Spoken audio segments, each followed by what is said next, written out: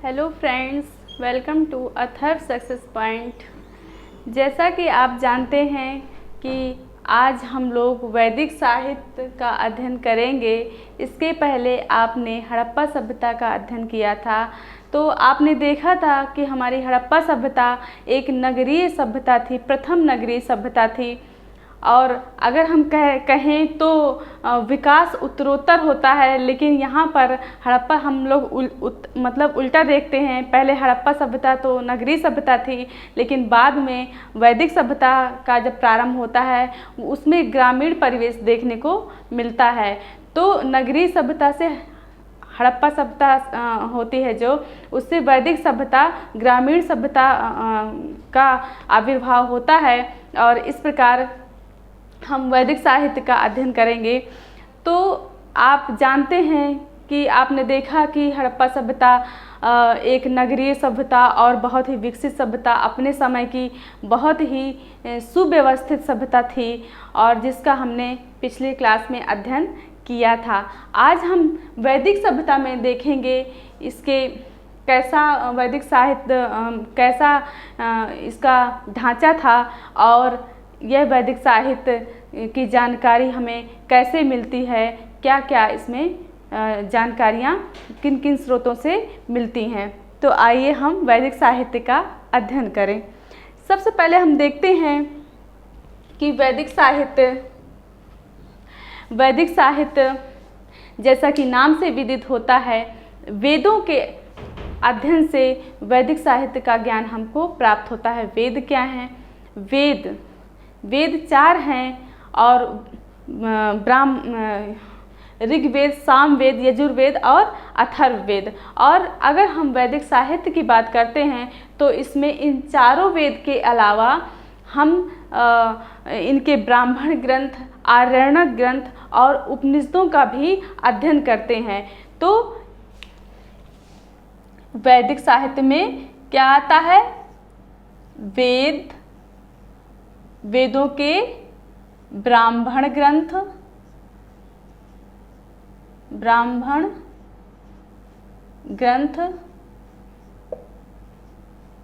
और आरण्यक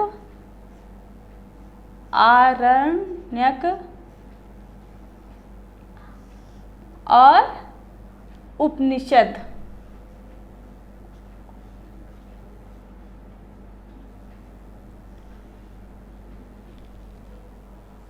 वेद, आरण्यक ग्रंथ, ब्राह्मण ग्रंथ और उपनिषद।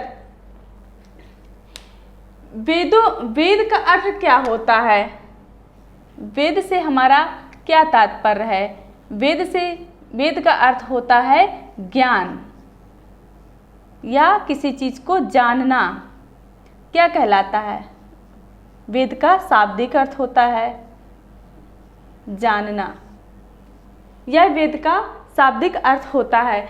तो वेद जो होता है ज्ञान, जिनके द्वारा हमको ज्ञान प्राप्त होता है, जिसको हम जानते हैं, वह हमारे वेद कहे जाते हैं। फिर ब्राह्मण ग्रंथ, तो ब्राह्मण ग्रंथ जो होते हैं, ब्राह्मण ग्रंथ वह क्या होते हैं? वह वेदों के कर्मकांडीय और उसको व्याख्यायित करते हैं। वेदों को जानने के लिए हमें ब्राह्मण ग्रंथों को जानना होता है, मतलब उसको व्याख्यायित करते हैं, उसकी कर्मकांडीय व्याख्या करते हैं, वही ब्राह्मण ग्रंथ कहे जाते हैं, जो वेदों की कर्मकांडीय व्याख्या करते हैं। इसके बाद आरण्यक में क्या होता है? कर्मकांडीय व्याख्या, कर्मकांडीय व्याख्या वेदों की। किसकी? वेदों की। और आरण्यक हमारे जो आरण्यक होते हैं वो अरण्य शब्द से बना है। अरण्य का मतलब होता है जंगल, अर्थात यह जंगलों में ये ऐसे ज्ञान थे, ये ऐसे ग्रंथ थे जिनको कि जंगलों में पढ़े जाने की आवश्यकता महसूस की गई, इसीलिए शायद इनको आरण्यक की संज्ञा दी गई। तो आरण्यक में क्या हो, दार्शनिक,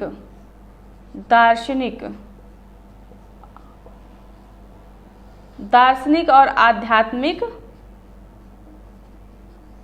आध्यात्मिक विवेचन किया गया है। किसका, वेदों का विवेचन किसमें किया गया है, आरण्यक में। किसका, वेदों का। इसके बाद उपनिषद से हमारा क्या तात्पर्य है, तो हम उपनिषद को तोड़ के देखते हैं तो उप प्लस निषद, उप का अर्थ होता है समीप और निषद का अर्थ होता है बैठना, समीप बैठना, अर्थात गुरु के समीप बैठकर जिसका हम अध्ययन करते हैं, जिसका हम ज्ञान प्राप्त करते हैं, वो हमारे उपनिषद कहलाते हैं। और उपनिषद में किन चीज़ों का अध्ययन करते हैं, किन चीज़ों का हम ज्ञान प्राप्त करते हैं, तो इसमें हम ब्रह्म और आत्मा के संदर्भ में ज्ञान प्राप्त करते हैं, ब्रह्म और आत्मा का ज्ञान प्राप्त करते हैं। तो इनका विवेच्य अध्ययन किसका है, ब्रह्म और आत्मा। ब्रह्म और आत्मा से संबंधित ज्ञान हम किसमें प्राप्त करते हैं, उपनिषद में। तो ये आपसे क्वेश्चन कई बार पूछा गया है कि उपनिषद का जो विषय है वो क्या है, तो इससे संबंधित आपको वहाँ पर ऑप्शन देखने को मिलेंगे। ब्रह्म और आत्मा से संबंधित वहाँ पर ऑब्जेक्टिव बनाए जाएंगे। तो ये उपनिषद के जो अध्ययन की विषय वस्तु है वो है ब्रह्म और आत्मा, और इनके बीच संबंध उपनिषद में हमको देखने को मिलता है। इसके अलावा उपनिषदों में और क्या कहा गया है, उपनिषदों में कर्म कांडों की आलोचना की गई है और यज्ञों को टूटी नौका के समान बताया गया है, अर्थात यज्ञ का कोई लाभ नहीं होगा, ऐसा इसमें कहा गया है। तो इसकी और जानकारी हम आपको अभी आगे देंगे। तो ये हो गया। इसके बाद हम देखते हैं वैदिक साहित्य। जो हमारा वैदिक साहित्य है उसको हम इसके काल को दो भागों में बांटते हैं। पहला ऋग्वैदिक काल, ऋग्वैदिक काल, और दूसरा उत्तर वैदिक काल, उत्तर वैदिक काल। ऋग्वैदिक काल और उत्तर वैदिक काल, दो भागों में हम वैदिक काल को हम विभाजित करते हैं। ऋग्वैदिक काल का जो समय सीमा है वह 1500 BC या ईसा पूर्व से कहाँ तक, 1000 BC तक। और जो उत्तर वैदिक का समय है वह 1000 से 600 BC तक प्राप्त होता है। तो आइए हम अब ऋग्वैदिक काल का अध्ययन करते हैं।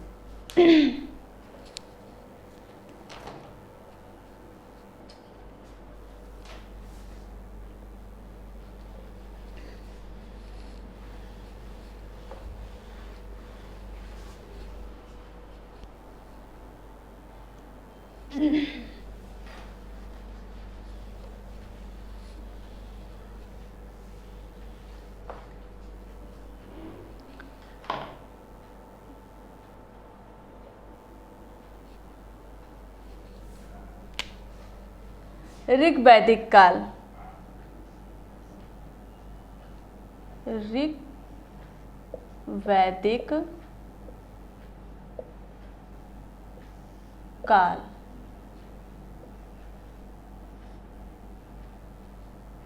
ऋग वैदिक काल हमारा कब से समय शुरू होता है? इसका 1500 ईसा पूर्व से 1000 ईसा पूर्व तक समय सीमा होती है। ऋग वैदिक काल में हम विशेषतः ऋग्वेद का अध्ययन करते हैं। चूँकि हमने आपको बताया था कि हमारे वेद कितने होते हैं, 4 होते हैं, ऋग्वेद, यजुर्वेद, सामवेद और अथर्ववेद। तो जब हम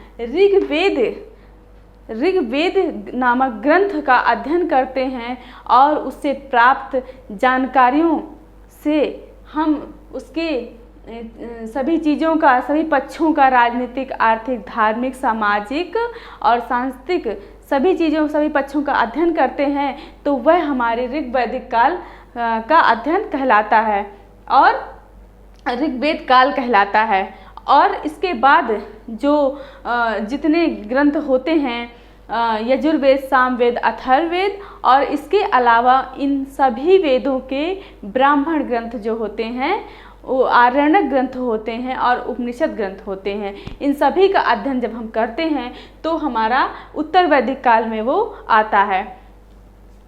तो चूँकि ऋग्वेद काल की रचना सर्वप्रथम हुई थी, इसलिए हम इसको सर्वप्राचीन या सबसे प्राचीन ग्रंथ कहते हैं और ये सबसे प्राचीन ग्रंथ है भी।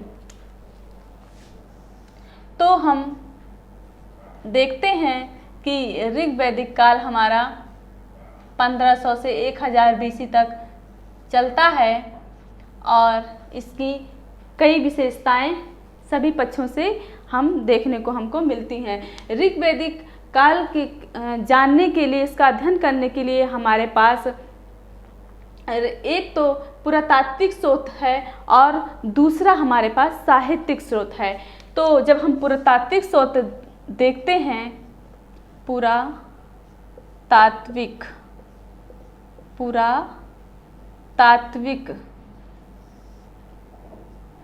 स्रोत,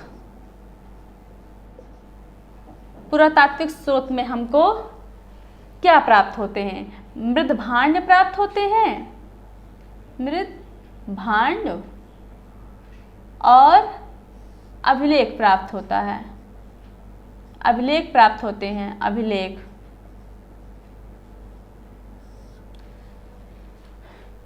जब हम मृद्भांडों की चर्चा करते हैं तो मृद्भांड इसमें किस प्रकार के थे, इससे हमें विदित होता है कि उस समय की संस्कृति, कल्चर कैसा था। तो जब ऋग वैदिक काल के मृद्भांड देखते हैं तो इसमें किस प्रकार के मृद्भांड पाए जाते हैं, तो इसमें मुख्यतः गेरुवर्णी मृद्भांड पाए जाते हैं, गेरुवर्णी मृद्भांड, और इनको OCP भी बोलते हैं, OCP। और जब हम ये ऋग वैदिक काल का मुख्यतः मृद्भांड होता है। इसके बाद अभिलेखों की हम चर्चा करते हैं तो अभिलेख में हमारे पास एक तुर्की से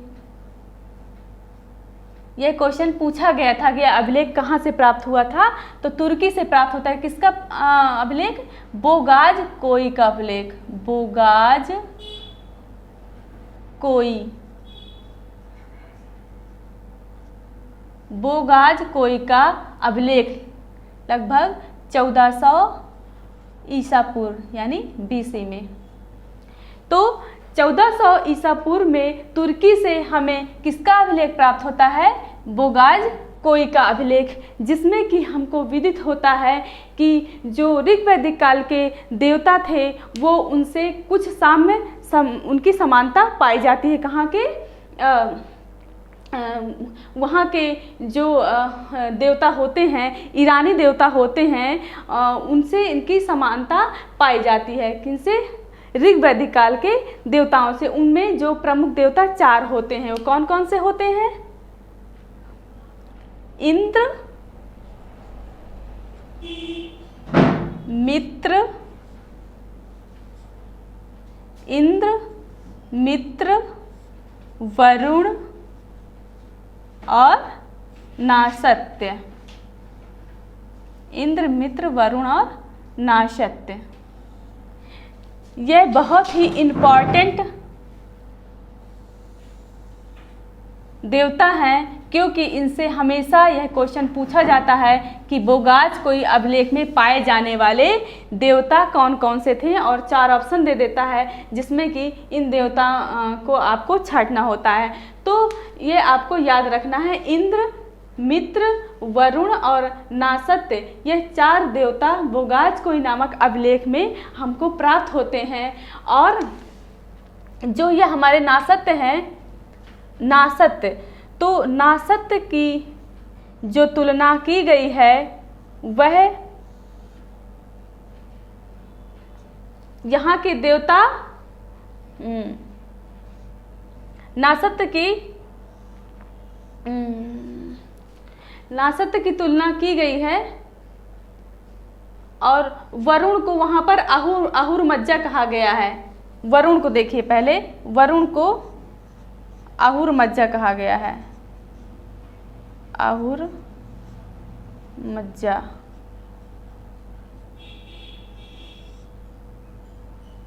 ठीक,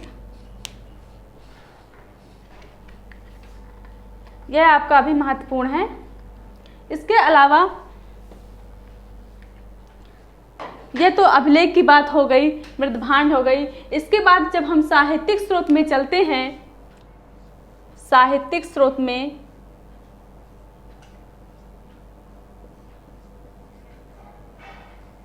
तो हमें साहित्यिक स्रोत का सबसे बड़ा उदाहरण क्या है? ऋग्वेद। क्या है? ऋग्वेद। ऋग्वेद से हमें क्या प्राप्त होता है? वैदिक काल की, ऋग्वैदिक काल की सामाजिक, आर्थिक, धार्मिक, राजनीतिक सभी पक्षों की जानकारी प्राप्त होती है। तो आइए हम अब ऋग्वेद का अध्ययन करेंगे।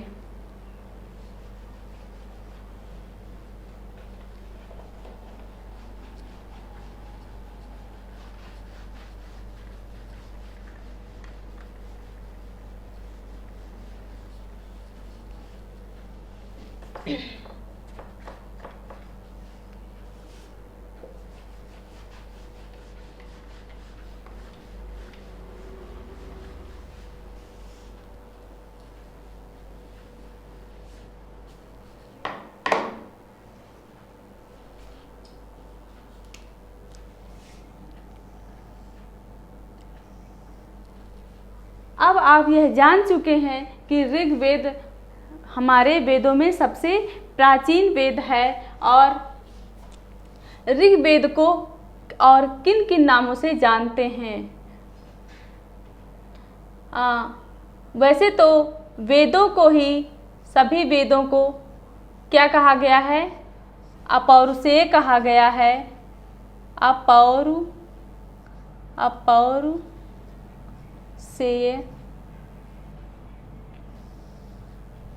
अपौरुषेय अर्थात यह किसी पुरुष द्वारा रचित ग्रंथ नहीं है, यह ईश्वरकृत माने जाते हैं, इसलिए इनको अपौरुषेय कहा गया है।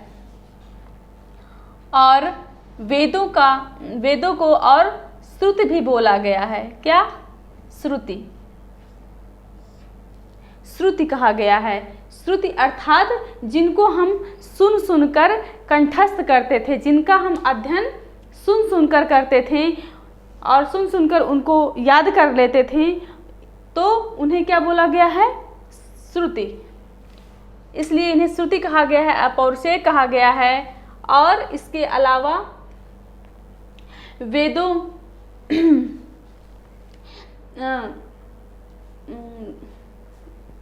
वेदों को ऋग्वेद, इसके बाद हम वेदों का जो संकलन करता थे वो कौन थे? संकलन करता।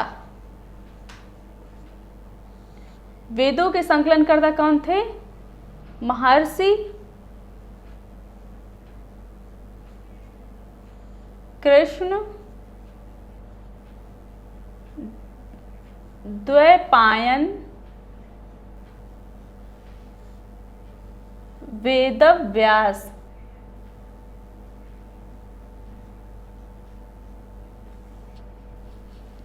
महर्षि कृष्णद्वैपायन, वेदव्यास। वेदों का संकलन करने के कारण इनको वेदव्यास की संज्ञा दी गई। महर्षि कृष्णद्वैपायन, वेदव्यास कौन थे? वेदों के संकलन करता। अब इसके बाद हम देखते हैं कि अब हम ऋग्वेद की तरफ चलते हैं।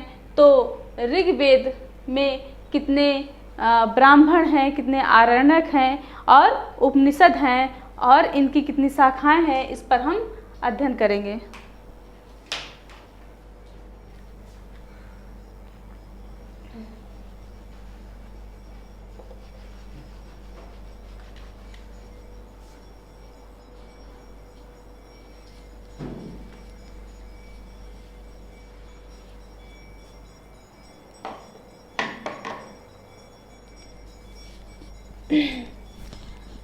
तो हम देखते हैं कि सबसे पहले ऋग्वेद को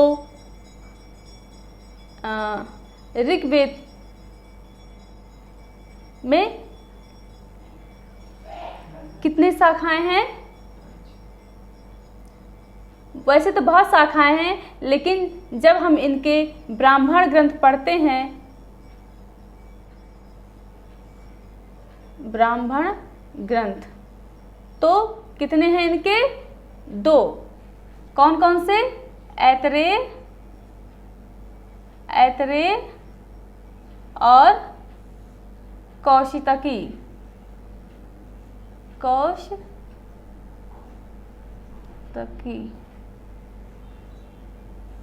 कौशितकी को और क्या बोलते हैं? संखायन।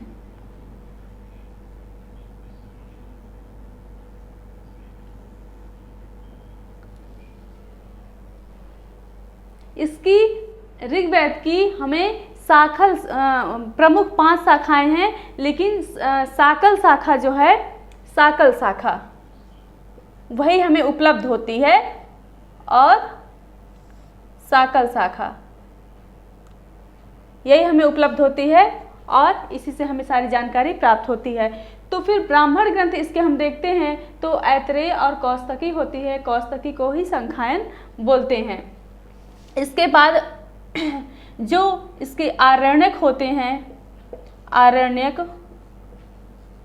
वे भी इन्हीं नामों से जाने जाते हैं, बस उसमें आरण्यक शब्द जोड़ देते हैं। इसके बाद उपनिषद में भी यही क्रम चलता है। उपनिषद, उपनिषदों में भी ऐतरेय उपनिषद और कौशितकी उपनिषद। तो ऐतरेय और कौशितकी का ही नाम यहाँ पर क्रम से चलता है, ब्राह्मण में, आरण्यक में और उपनिषद में। ठीक है। इसके बाद हम देखते हैं ऐतरेय महर्षि इतरा ने उनका संकलन किया था, इसलिए इनका इस ग्रंथ का नाम ऐतरेय पड़ता है। ठीक है। तो यह शाकल शाखा के ब्राह्मण, आरण्यक और उपनिषद ग्रंथ होते हैं, जिनसे कि हमें इनकी व्याख्या और इनके बारे में, ऋग्वेद के बारे में जानकारी प्राप्त होती है। इसके बाद हम देखते हैं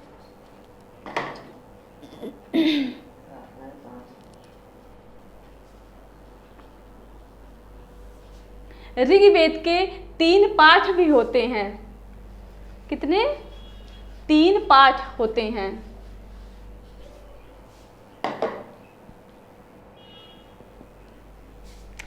तीन पाठ होते हैं।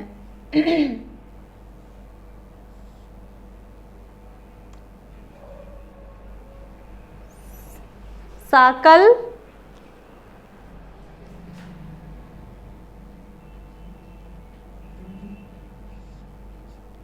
बालखिल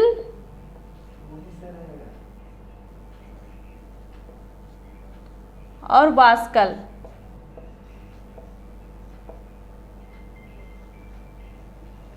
तीन पाठ मिलते हैं, जिसमें शाकल में 1017 सूक्त होते हैं बालखिल में 11 सूक्त होते हैं। यह 8वें मंडल का परिशिष्ट होता है, ऋग्वेद के 8वें मंडल का परिशिष्ट होता है। तो 11 सूक्त होते हैं और इसमें 56 सूक्त होते हैं।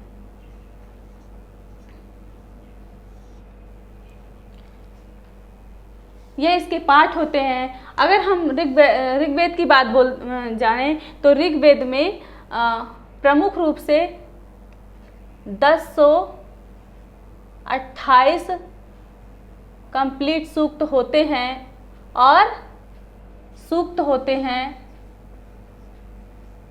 10 मंडल होते हैं और लगभग 10 मंडल होते हैं और लगभग 10,580 मंत्र होते हैं। ठीक,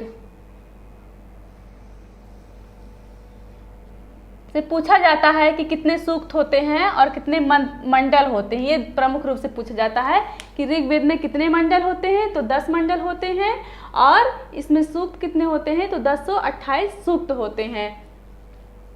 यह हमारा ऋग्वेद का विभाजन था।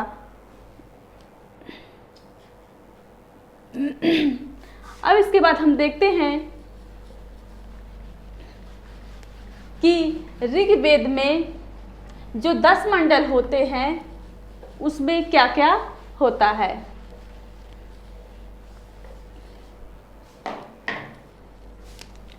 तो ऋग्वेद में हमको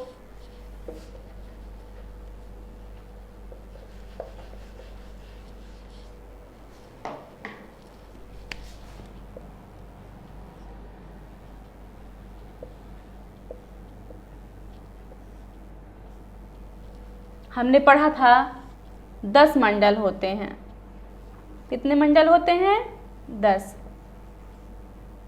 इसमें जो 10 मंडलों में जो 2 से लगाकर 7 मंडल जो होते हैं वो कौन कौन से, वो क्या क्या होते हैं? सर्व प्राचीन होते हैं, मतलब वह प्राचीन होते हैं, पुराने होते हैं। और इसके अलावा जो बचे, जैसे पहला, 8वां, 9वां और 10वां, यह बाद के होते हैं। तो यह पूछा जाता है कि जो ऋग्वेद के 10 मंडल हैं उसमें कौन से प्राचीन मंडल हैं? तो 2 से 7 तक प्राचीन मंडल हैं और इनको क्या बोला जाता है, किन नामों से जाना जाता है? इनको ऋषि मंडल बोलते हैं, ऋषि मंडल या वंश मंडल। इनको ऋषि मंडल या वंश मंडल के नाम से जाना जाता है।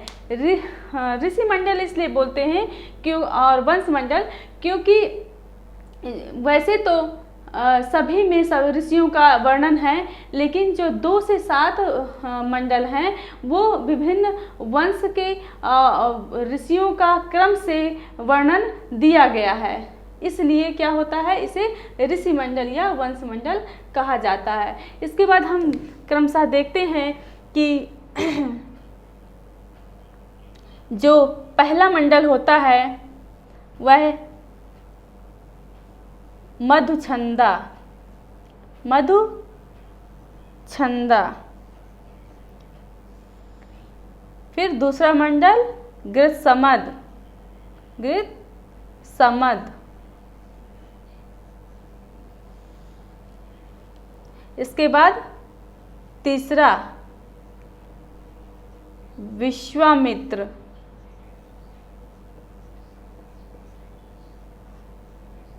विश्वामित्र। फिर वामदेव, चौथा मंडल वामदेव।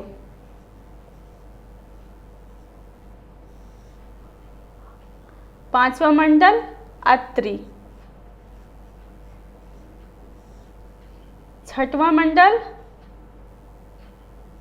भारद्वाज, भारद्वाज।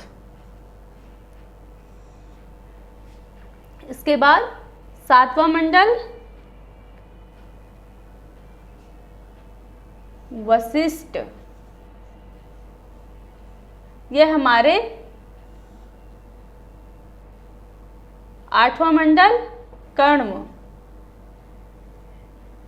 और 9वां मंडल सोमदेव से संबंधित होता है, मतलब सोम रस से संबंधित होता है, सोम रस से संबंधित, जिसमें सोम रस के विषय में चर्चा की जाती है।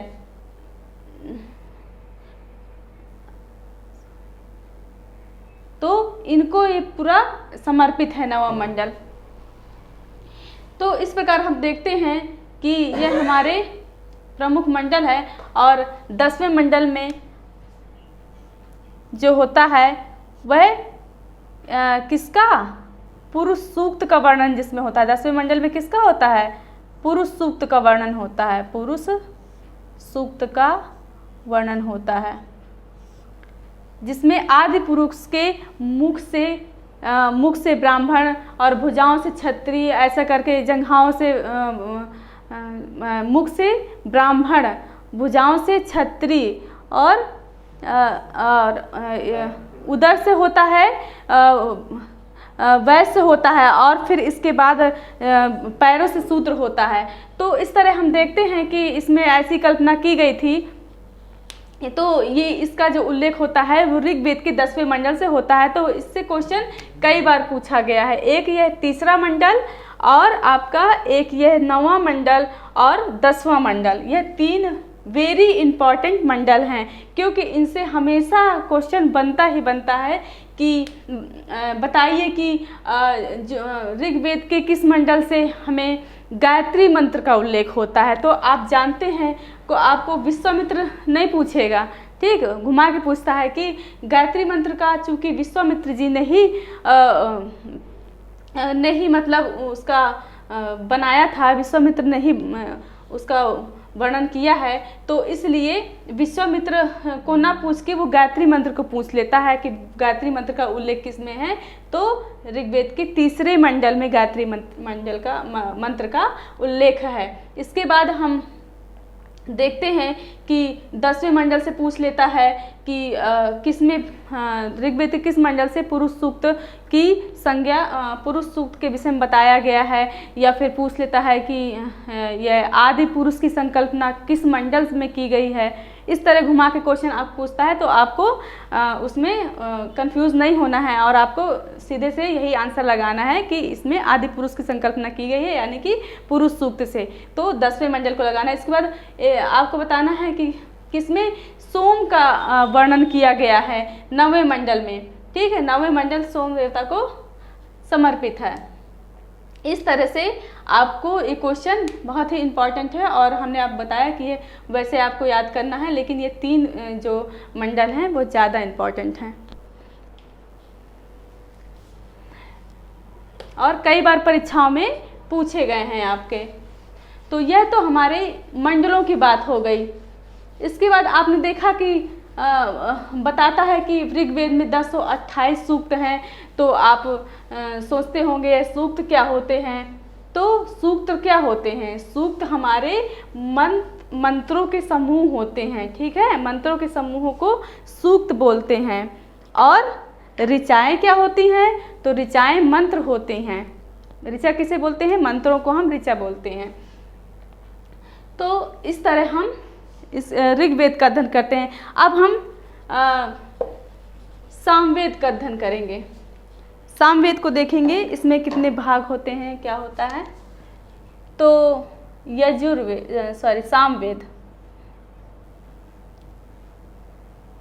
सामवेद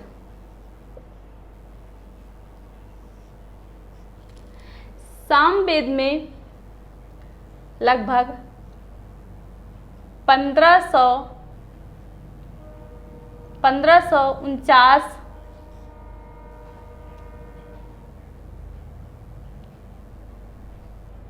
मंत्र होते हैं।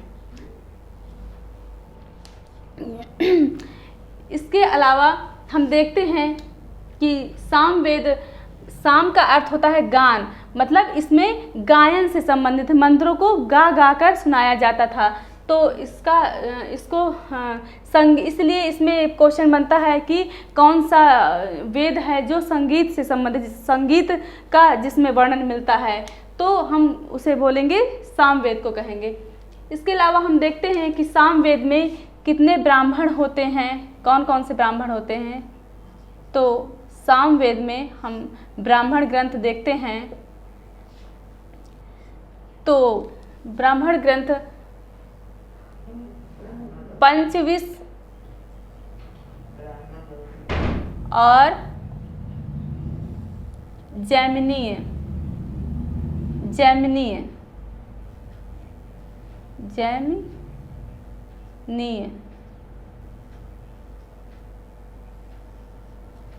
पंचविश और जैमिनीय। पंचविश को और क्या बोल सकते हैं? तांड्य बोलते हैं, तांड्य।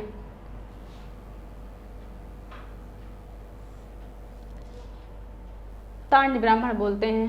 ठीक, इसके बाद हम देखते हैं आरण्यक। आरण्यक ग्रंथ जो होते हैं वो कौन कौन से होते हैं? तो सामवेद में जैमिनीय आरण्यक होता है, जैमिनीय आरण्यक होता है और छांदोग आरण्यक होता है, छांदोग आरण्यक होता है, छांदोग्या यक, छांदोग्यारण्यक होता है। और इसमें जो उपनिषद होते हैं, उपनिषद, वह भी यही होते हैं, छांदोग उपनिषद, छांदोग्य उपनिषद और जैमिनीय।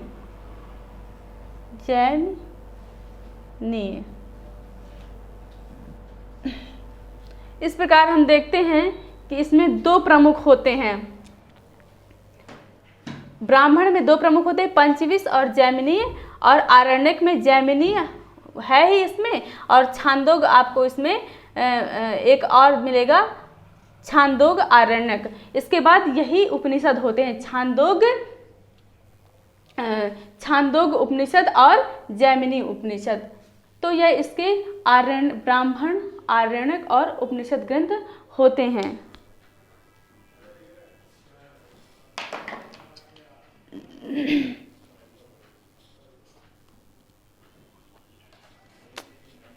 इसके बाद हम देखते हैं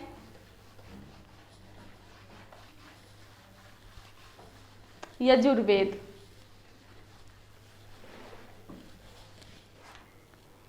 यजुर्वेद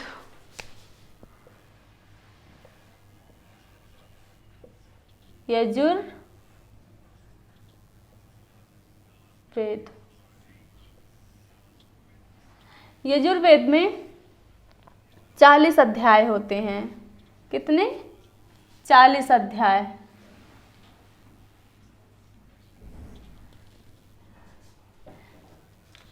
वैसे अभी तक परीक्षाओं में ऋग्वेद के मंडल और उसके ऋचाएँ और कितने सूक्त हैं वहाँ से क्वेश्चन बना है। यहाँ से कितने अध्याय मंडल होता है ऐसा कुछ नहीं यहाँ से पूछा है, ठीक है, लेकिन फिर भी आपको मोटा मोटा जानना है।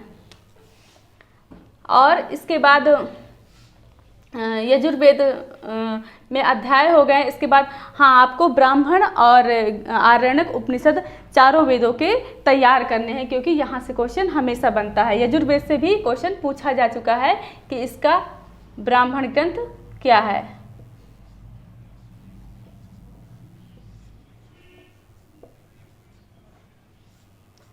तो यजुर्वेद का ब्राह्मण ग्रंथ,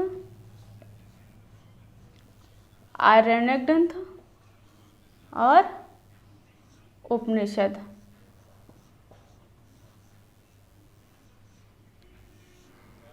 वैसे यजुर्वेद को दो भागों में बांटते हैं, एक होता है कृष्ण यजुर्वेद और एक होता है शुक्ल यजुर्वेद। जो कृष्ण यजुर्वेद होता है वो जो होता है काठक, कपिस्थल और मैत्रायणी इसमें विभाजित होता है। और इसके बाद जो उसमें शुक्ल यजुर्वेद होता है वो 2 भागों में विभाजित होता है। कौन कौन सा? माध्य और कर्म 2 भागों में विभाजित होता है। तो शुक्ल यजुर्वेद मुख्यतः माना जाता है, जिसका कि प्रमुख ब्राह्मण ग्रंथ होता है शतपथ ब्राह्मण। शतपथ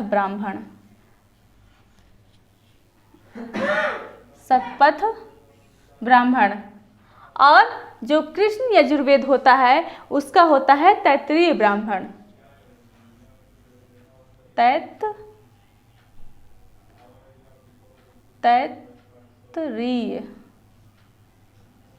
तैत्तिरीय ब्राह्मण। ठीक, तो मुख्यतः हम अगर देखेंगे सम्मिलित रूप से तो यजुर्वेद के 2 ब्राह्मण ग्रंथ मुख्य होते हैं, शतपथ ब्राह्मण और तैत्तिरीय ब्राह्मण। इसके बाद हम आरण्यक में आते हैं तो इसमें प्रमुख आरण्यक होता है कौन सा? बृहदारण्यक।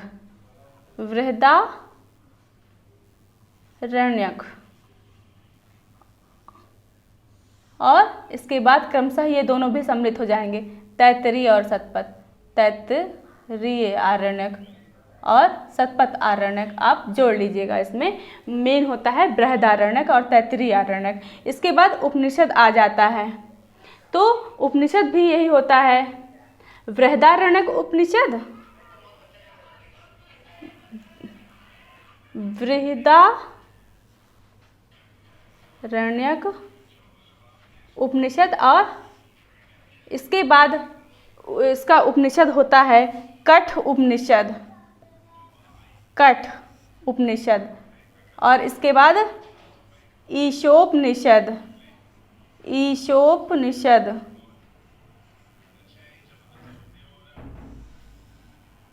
ये इसके मुख्य उपनिषद होते हैं जहाँ से क्वेश्चन आपके बनते हैं।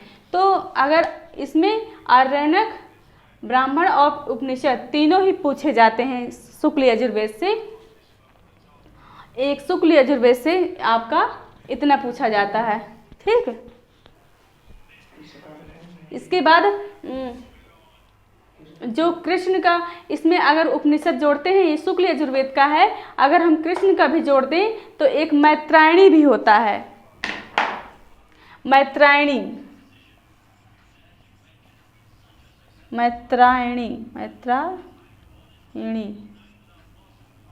मैत्रायणी भी होता है। ठीक, बस इतना होता है प्रमुख रूप से। तो ये आपका यजुर्वेद हो गया।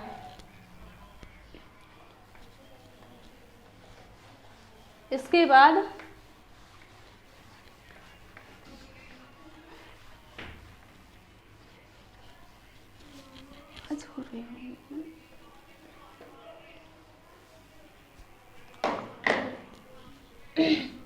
इसके बाद हम देखते हैं अथर्ववेद।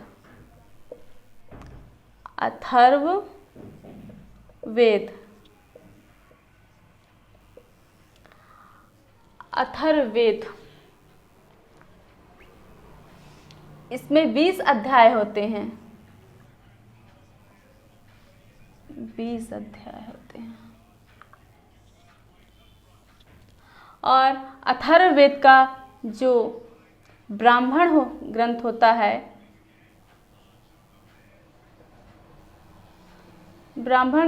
है, वह गोपथ ब्राह्मण होता है। कौन सा? गोपथ ब्राह्मण। इसका आरण्यक नहीं होता है। और उपनिषद देखते हैं, इसका आरण्यक नहीं होता।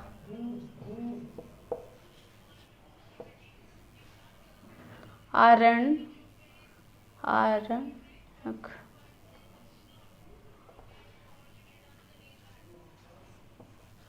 और उपनिषद देखते हैं हम। उपनिषद तो प्रश्न उपनिषद, प्रश्नोपनिषद या प्रश्न उपनिषद, मुंडक उपनिषद और मांडूक उपनिषद। मांडूक उपनिषद।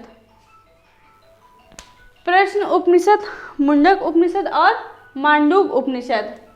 जो हमने आपको बताया था कि मुंडक उपनिषद में ही सत्यमेव जयते, सत्यमेव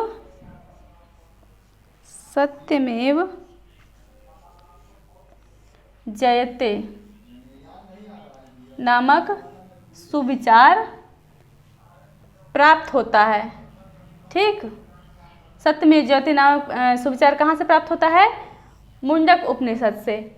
और यज्ञों को टूटी नौका के समान किसमें बताया गया है? मुंडकोपनिषद में। और जो मांडूक उपनिषद होता है वह सबसे छोटा उपनिषदों में सबसे छोटा उपनिषद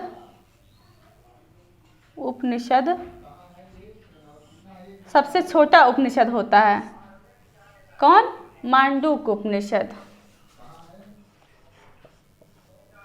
मांडूक्य उपनिषद यह सबसे छोटा उपनिषद होता है।